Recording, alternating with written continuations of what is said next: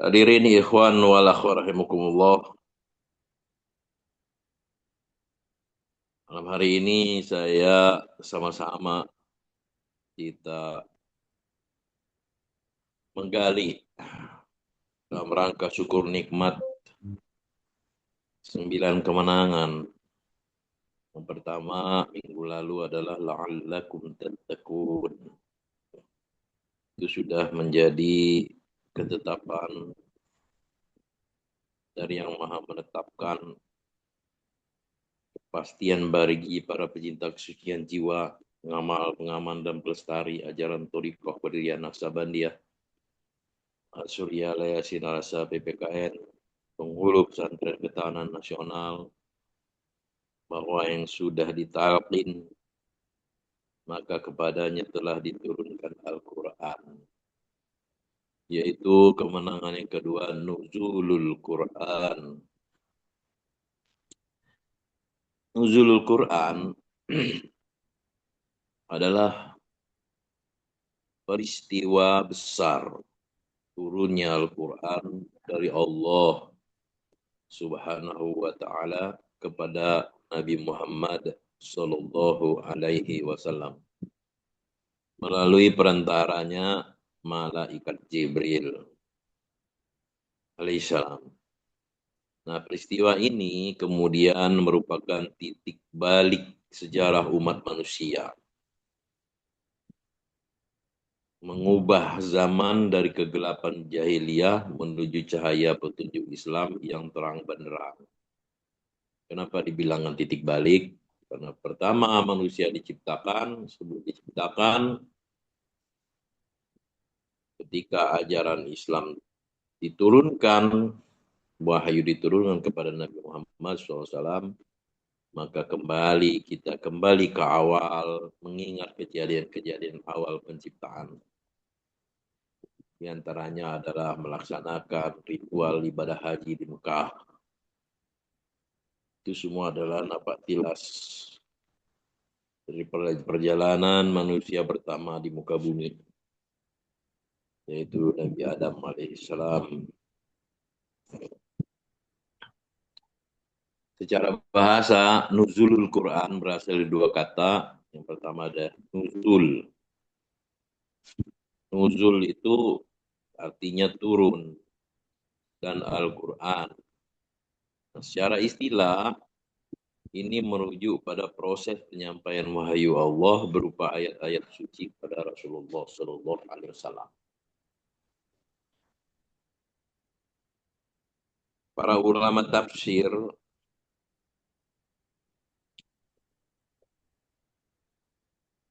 saya kemarin mendengarkan kajian Profesor Quraish Shihab sambil pulang dengar di YouTube itu. Ada pertanyaan, kenapa perlu ditafsirkan Al-Quran, apa fungsinya dan contohnya seperti apa. Jadi dijelaskan oleh beliau, tafsir Al-Quran itu adalah upaya dari manusia untuk memahami firman Allah yang ada di dalam Al-Quran.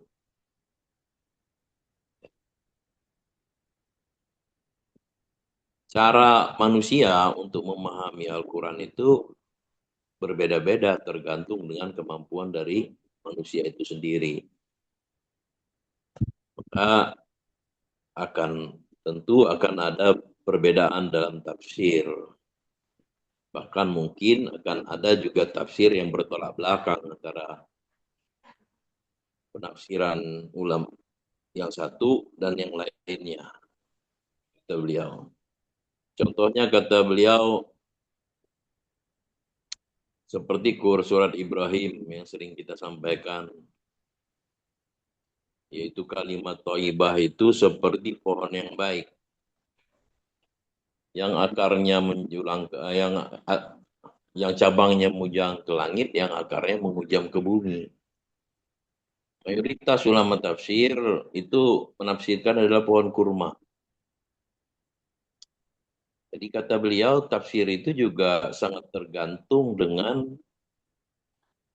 masa atau konteks ketika ulama itu hidup dan menjadi apa namanya itu ditafsirkan dalam masa tersebut.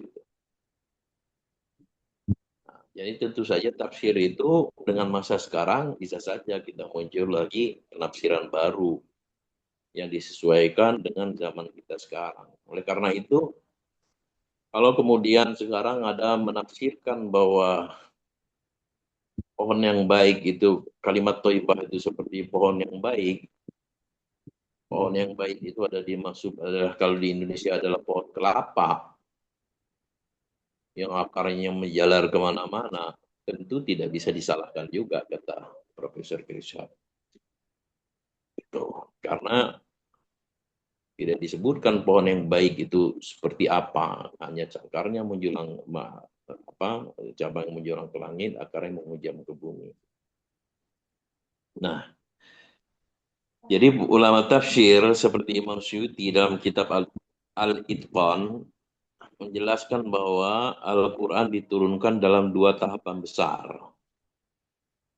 Fase pertama, yakni secara sekaligus diturunkan dari Lauhul Mahfuz ke Baitul Izzah, yaitu langit dunia, secara utuh, blok, gitu ya.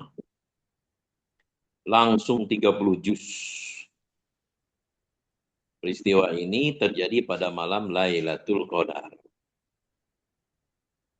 Fase kedua, yakni secara berangsur-angsur diturunkan dari Baitul Izzah kepada Nabi Muhammad SAW secara bertahap, lebih kurang 23 tahun, 13 tahun di Mekah, 10 tahun di Madinah. Adapun proses turunnya menyesuaikan dengan konteks peristiwa yang terjadi saat itu. Nah, peristiwa awal mula turunnya Al-Quran kepada Rasulullah SAW terjadi di Gua Hira, yakni 5 ayat pertama surat Al-Alaq. Allah Subhanahu wa taala berfirman, "Iqra bismi rabbikal ladzi khalaq." Bacalah dengan menyebut nama Tuhanmu yang menciptakan. Quran surat Al-Alaq ayat 1. Allah Subhanahu wa taala menegaskan bahwa kemuliaan waktu ketika diturunkannya Al-Qur'an yang merupakan mukjizat terbesar ini melalui beberapa ayat dalam Al-Qur'an. Allah menegaskan bulan Ramadan dipilih sebagai bulan suci. Salah satunya ialah karena di dalamnya Al-Qur'an pertama kali diturunkan. Jadi kalau guru kita sering menyampaikan kalau bulan Ramadan itu dibilang bulan suci itu bukan karena puasanya, tetapi karena Al-Quran diturunkan di bulan Ramadan. Nah, ini Allah menegaskan dalam firman-Nya, A'udzubillahi minasyaitonirrajim. Syahrul Ramadan alladzi unzila fihil Qur'an dan linnasi wa bayyinatin minal huda wal furqan. Bulan Ramadan adalah bulan yang di dalamnya diturunkan Al-Quran sebagai petunjuk bagi manusia. Dan penjelasan-penjelasan mengenai petunjuk itu dan pembeda antara yang benar dan yang batil. Quran Surah Al-Baqarah ayat 185. Kemudian Allah juga berfirman dalam Al-Quran, وَمَا أَنزَلْنَا عَلَى عَبْدِنَا يَوْمَ الْفُرْقَانِ Yaumal taqal jam'an wallahu ala kulli syai'in qadir. Dan kepada apa yang kami turunkan kepada hamba kami Muhammad di hari Furqan, yaitu pada hari bertemunya dua pasukan. Allah Maha Kuasa atas segala sesuatu. Quran surat Al-Anfal ayat 41. Kemudian Al-Quran diturunkan pada malam kemuliaan. Inna anzalnahu fi Lailatul Qadr. Sesungguhnya kami telah menurunkan Al-Quran itu pada malam Qadar. Quran Surah Al-Qadar ayat 1. Kemudian Al-Quran diturunkan pada malam yang diberkahi. Inna anzalnahu fi lailatim mubarakah. Inna kunna munzirin. Sesungguhnya kami menurunkan pada malam yang diberkahi. Sesungguhnya kami menurunkannya pada malam yang diberkahi. Sungguh kamilah yang memberi peringatan. Quran Surat Ad-Dukhan ayat 3. Kemudian Al-Quran diturunkan ke dalam hati Nabi Muhammad SAW hingga ke dalam hati orang-orang beriman. Wa innahu latanzilu Rabbil Alamin. Dan sungguh Al-Quran ini benar-benar diturunkan oleh Tuhan seluruh alam. Nazala bihir ruhu, nazala bihir ruhul amin. Yang dibawa turun oleh Ar-Ruh Al-Amin. Atau malaikat Jibril. Ala kolbika litakuna minal munzirin. Ke dalam hatimu Muhammad, agar engkau termasuk orang yang memberi peringatan. Quran Surah Al-Su'ar ayat 192 sampai dengan 194. Hadirin ikhwan wal akhwat rahimakumullah. Alhamdulillahilladzi faddalana ala katsirin min ibadihil mu'minin. Kita melalui guru agung kita pengesah Bahaus Quddusullah Syirah menyatakan beliau bahwa bagi kita ikhwan Thariqah Qadiriyah Naksabandiyah Mahasuri Alasinda Rasa, ketika kita ditalkin kalimat la ilaha illallah dan 4 huruf nama Allah yang ditanamkan ke dalam hati, maka kita sudah diturunkan ke dalam diri kita, dalam hati kita hakikat Al-Quran. Oleh karena itu, kita sudah mendapatkan 9 kemenangan. Yang kedua, yakni nuzulul Quran. Berdasarkan firman Allah Subhanahu wa taala Quran Asy-Syu'ara tersebut di atas tadi, maka guru agung kita Hadratus Syekh Muhammad Abdul Ghaus Sifullah Mas'ud Qaddasallahu Sirah menyatakan bahwa kita ikhwan TKN Surya Sinar PBKN yang sudah ditalkin telah diturunkan Al-Quran, nuzulul Quran kepadanya.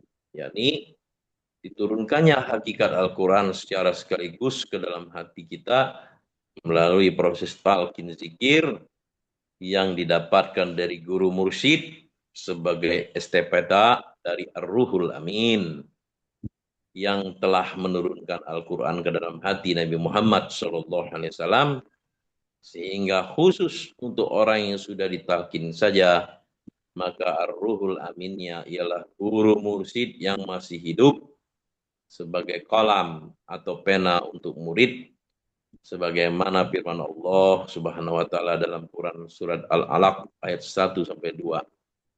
Sambung menyambung dari mursyid yang masih hidup sampai kepada arwah mursyid sebelumnya, sampai kepada baginda Nabi Muhammad SAW, malaikat Jibril alaihissalam, hingga hadrat Allah Azza wa Jalla. Wallahu alam bisawab. Allah berkahi semuanya, segalanya, selamanya dengan berkah karomah guru agung kita Dr. Syekh Muhammad Abdul Ghaus Sifullah Mas'ud Qaddasallahu Sirah. Al-Fatihah. A'udzubillahi minasyaitonirrajim. Alhamdulillahirrahmanirrahim. Iyyaka na'budu wa iyyaka nasta'in. Shiratal mustaqim, shiratal ladzina an'amta 'alaihim ghairil maghdubi 'alaihim waladdallin. Amin. Hadanallahu wa iyyakum ajmain. Assalamualaikum warahmatullahi wabarakatuh.